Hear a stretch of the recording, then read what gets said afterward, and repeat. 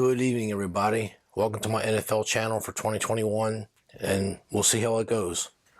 I got a couple notes. No, there's no teleprompt. I decided to try a different format. I set the alarm for 12 minutes, so that way I can't ramble and rant and rave and everything else. Try to stay focused. I saw a guy do this on a true crime series that he's doing. He just turns the camera on, he talks, he lets people see the process of his mind on how he thinks. He's got 25,000 subscribers in 2 years. So I'm going to try that to see how it works. Here's a screenshot of the Las Vegas Hilton, the SUPE, SUPE. That's a nickname, the Super Contest. That's the granddaddy of all. And I'd played this thing for several years.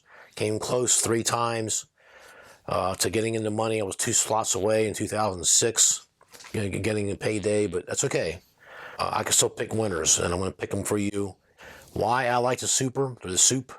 Okay, once the lines are posted for your contest, they don't change. So that way they can't say, oh, the 49ers was really -8. No, it's -7.5, and they're at Detroit. That line is fixed. Let's get to the picks. That's what you're here for. Game number 1. We are taking the New York Jets. They're on the road. They're at Carolina. And this is a little irony here that Carolina's playing Sam Darnold. He used to be the quarterback for the Jets for a couple of years, and he probably knows the team pretty well. He's probably going to help Carolina, but the Jets are pretty stout on that defense. I mean, they've slowly improved on that defense.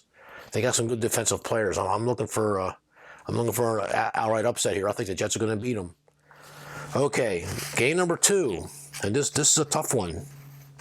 I'm filming this at 11 o'clock at night, and we got a plane. 11 o'clock at night.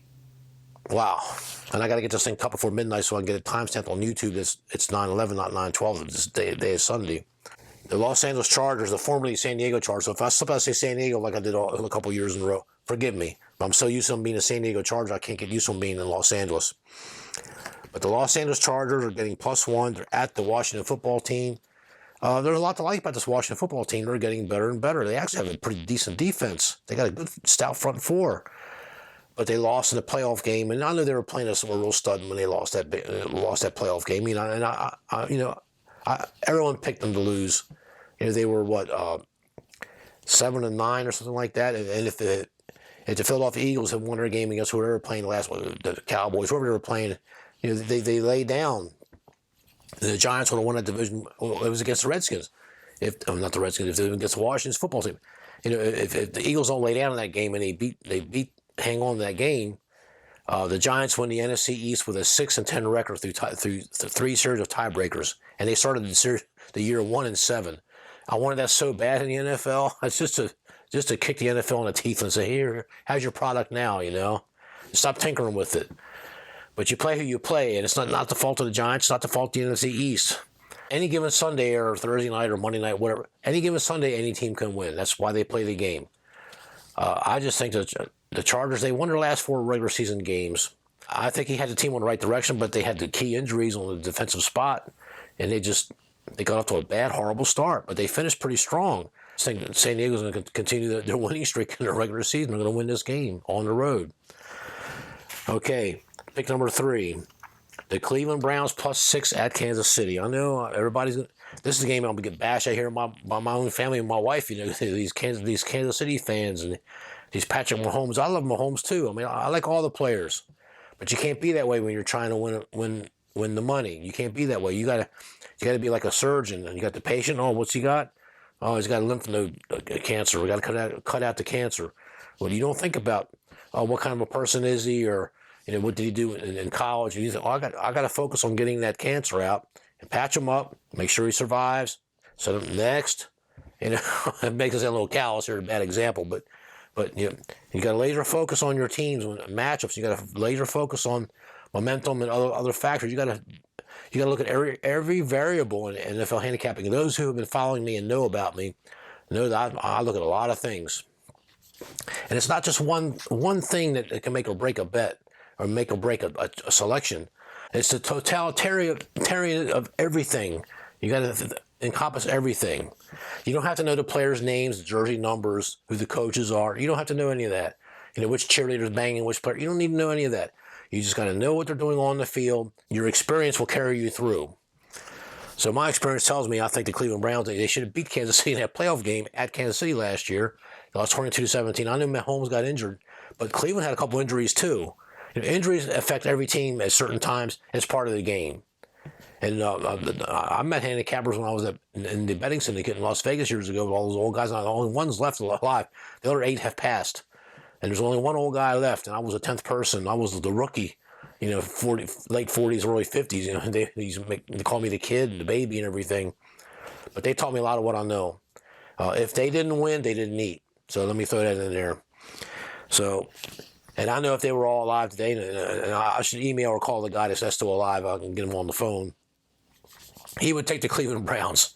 They're always looking for the underdogs, and he would sprinkle 2.5 unit bet on the money line. Cleveland's an up and coming team. You got to remember they only won. There was a stretch they had 1 win in 2 years, and I think 3 wins in 4 years. I mean, they were just horrible. They were stockpiling draft picks, and they started trading them away, and which ones they couldn't figure out. I mean, Cleveland might have done something really right, and Cleveland might be the front burner for something innovative in the NFL, if you can believe that. They look pretty good. I mean, they've done some amazing things the last couple of years. I had the Browns. Everybody laughed at me. They laughed at me. Oh, Mahomes is going to kill them. Well, so we're gonna see. I'm taking Cleveland +6, and I actually feel pretty good about this bet. If I was in Vegas right now, I'd stick a nickel on them. A nickel means 500. So, and I would take 300 on the money line. That's how much I feel. I like the Browns. So, hopefully, I won't have an egg on my face next week. Game number 4, kind of questionable, but I'm going to hold my nose here. Now, remember I told you I always try to pick underdogs. Well, I'm taking one favorite on this ticket, one favorite, and I'm taking the Denver Broncos -3. They're at the New NYGiants, the same team I said should have won the NFC East with a 6-10 record. But remember, they started 1 win, 7 losses, and they looked horrible. They were the worst ranked team in football for the first half of the season. So I'll look for that to continue. I just don't think the Giants got that much. I know they got that quarterback and Jones. I think he's okay, but they don't have much else. I think the Broncos, they still got the defensive sprinklings of that Super Bowl team they had a few years ago. They're still playing, and a lot of them came back. I mean, I just think that the Broncos got something to show. The AFC West is going to be very competitive. I think the Raiders have improved, and Broncos have improved. You're thinking a little bit of more offense. The Broncos could be dangerous. You got Kansas City. They're always hanging around. So, the AFC West and the Chargers. And the Chargers are good. The Chargers are a much better team than what you think they are. So, anyway, I'm taking the Denver Broncos -3, laying road chalk. And it's a rare chalk pick for this contest, but I'm taking Broncos -3.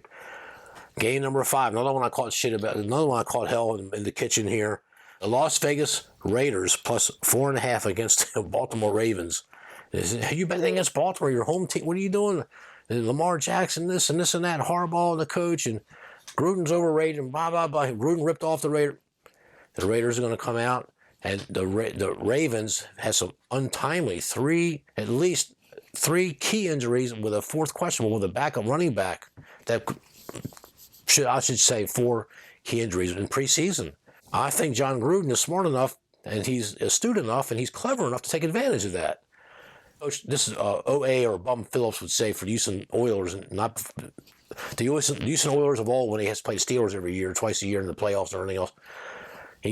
Bum Phillips getting the TV. I never seen a coach score a touchdown. You got Earl Campbell. You got to get the talent and put it on the field and let them score their touchdown. I'm trading for a coach. I ain't trading for no coach. I ain't trading for a punter or a kicker. I get those in the free agency. But I've never seen a coach score a touchdown. And there's a lot of merit to that. But I'm here to tell you, out of all the major sports, coaching is the most important in the NFL. Out of all the sports, the major sports, your soccer, football, basketball, baseball, and hockey, football, the coaches are king because they can really plan and play. I mean, it truly is a chess game with your pieces. You got the most chess pieces on that field than any other sport.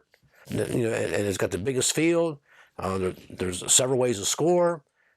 There's games within the game with a line trying to rush the passer. Your defensive end can win that battle, and the play is over. The next progression of a play stops because the quarterback's got the ball, or he has the running back. It's a third dynamic. And there's special teams. I mean, football is the chess game of chess games for sports, and that's why the coaching is most important in football. So, having said that, And I know Harbaugh's a great I think he's the second most tenured coach after Bill Belichick of the Patriots. And Harbaugh's a good coach. I mean, I think he's great. I wish him well. But I think Gruden is a serious contender for being a slick coach. I mean, never underestimate John Gruden. He can game plan with the best of them. Those are my 5 picks. Really quick.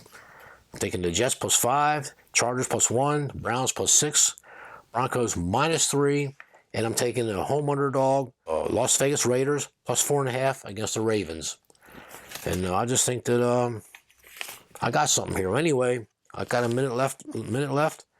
Just for shits and giggles, we're going to do a 2-team teaser. Normally you do a 6-team teaser, for a $1.20, what they call a -120 to win 100. But I'm gonna step on a limb. I'm gonna really risk some money here. I'm minus a $1.30, so I'm paying 30% juice on this teaser. But I need a 7-point teaser. A 6. Well, I'm afraid of a 6 here. And the 2 teams I'm picking, the way this is set up here, if one team pushes and you win the other one, or if one team pushes, it's a no bet. So that I think that's key. Okay, a lot of books, a lot of houses online or in Vegas or Oregon, Atlantic City, Mississippi, wherever you go, they have it set up where if you push on one side, you lose the teaser. So you need to watch out. Always get the one where they give you the break, and because they know you'll be coming back. And if you have a one game that it's a tie or a push with your points, it's a no bet. The remaining pick doesn't turn to a single bet, because it affects the juice. And let's face it, the casinos don't make many mistakes, and they want that juice money. So here's my 2-team teaser for y'all, and we'll see how I do. I'm taking the home favorite, the Buffalo Bills. I'm teasing them down to a half. Buffalo Bills +0.5 I'm getting, and they're hosting the Pittsburgh Steelers. I just don't think that. I think the Steelers are overrated. I just do. They started they started 9-0 last year or something, 8-0, and then they only went like 1-4 the rest of the stretch. They didn't even make the playoffs. Right? I don't think they made the playoffs. I don't think they did. I'll have to look that up. I mean, I don't remember. But I don't have to remember everything right now. This is week 1, and you start slow. The second leg of that teaser, I'm teasing the Rams down to -0.5. I'm taking the Rams -0.5 point, because the line is Rams -7.5. I don't want to do a 16 teaser because that leaves me exposed. 1.5, you may think, well, what's 1.5? You know what? They can only win by 1 point, and I'll lose everything. So I'll pay the extra 30% juice to get it down to a half, and they're hosting the hapless Bears. So the Rams got that Matthew Stafford guy, and I'm telling you, watch that guy. When he was with Detroit, he was throwing for 5,000 yards a season, and I think a couple years he actually led the NFL in passing yards, or he was either first or second.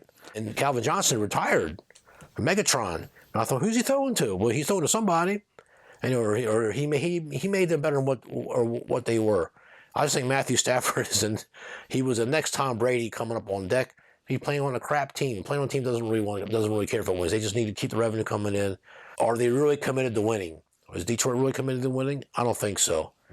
Is Matthew Stafford committed to winning? I think he wants to win. He's on a place. So I think I think the Rams are committed to winning. You can tell by how they do things, and it's not the things they say; it's the things they say and do.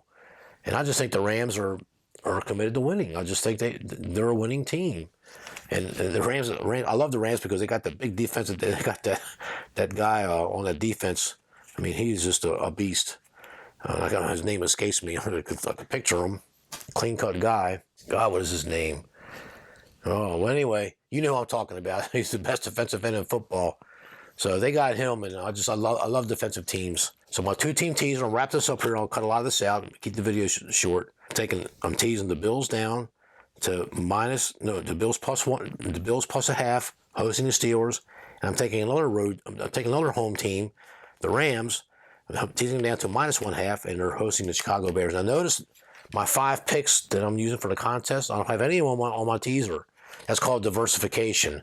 That way I can't get slonkered on the team on the contest and lose my teaser. I mean, I could lose them all. I understand that. And there's been weeks where I've done that.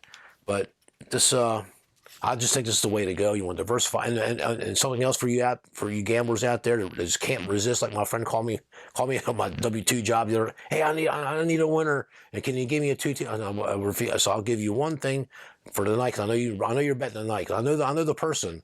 And so I'll give you the over. Just bet the over, and he won. Thank goodness. But I don't like to encourage people from doing stuff like this if you can't control themselves.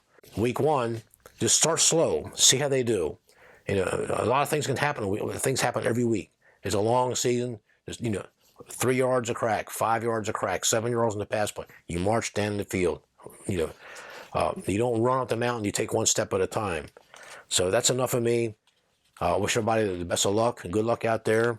Stay within your means. I always tell people that. Stay safe. Be healthy. Take care of yourselves. Always a great day to be American. And enjoy the games. Thank you.